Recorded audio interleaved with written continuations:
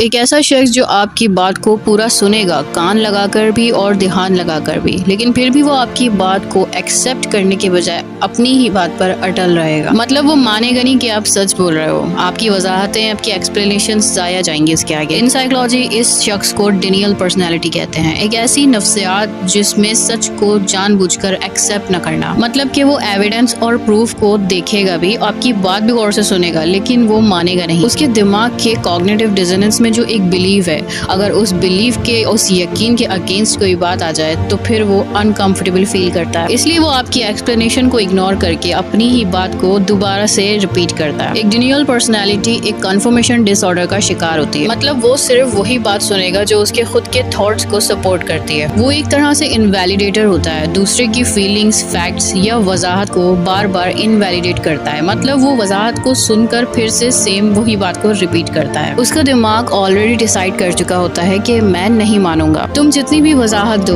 उसका mind block है। This is called denial personality. उसका माइंड सामने वाले की वजाहत को एक्सेप्ट नहीं करता। वो इंसान सच सुनता है और देखता भी है, लेकिन वो समझता नहीं है क्योंकि वो समझना ही नहीं चाहता, बिकॉज उसका माइंड ब्लॉक होता है। ऐसे शख्स को एक्सप्लेनेशन देना यानी कि दीवार में सर मारने के बराबर है। डेनियल पर्सन के सबकॉन्शियस माइंड में दो चीजें आपस में लड़ रही होती हैं। एक वो हकीकत जो बिल्कुल सच है और उसे नजर भी आ रही है, और दूसरा उसका यकीन, उसका बिलीव जो वो खुद सोचता है। फैक्ट और बिलीव, इन दोनों से उसका माइंड आपस में लड़ रहा होता है। फिर जब इंसान के माइंड में ये दोनों चीजें आपस में टकराती हैं तो फिर उसको एक अनकंफर्टेबल फीलिंग आती है। फिर उस अनकंफर्टेबल फीलिंग को खत्म करने के लिए या तो बंदा सच को झुठला देता है या फिर वो उसी बात को रिपीट करता है जो उसे उसका यकीन इजाजत देता है। सिंपल वर्ड में अगर मैं कहूँ तो इनकार या फिर हकीकत से भागना। इसकी एक छोटी सी एग्जाम्पल दूंगी। स्मोकिंग से कैंसर होता है, ये उसे पता भी है, ये एक फैक्ट भी है, हकीकत भी है। और वो सिगरेट पीता है और उसे अनकंफर्टेबल फीलिंग भी आती है, लेकिन वो खुद को हेल्दी भी मानता है। वो जिम जाता है, परफ्यूम यूज करता है, ग्रूम रहता है, क्वालिफाइड भी है, स्टडी भी करता है और हेल्दी डाइट प्लान भी करता है। लेकिन सिगरेट के लिए वो उसका एक यकीन है, एक ऐसा यकीन कि उसके ग्रैंडफादर भी स्मोकिंग करते थे पर उसके ग्रैंडफादर 90 इयर्स तक भी जिंदा थे। ये उसका एक बिलीव है ताकि वो गिल्ट फील ना हो,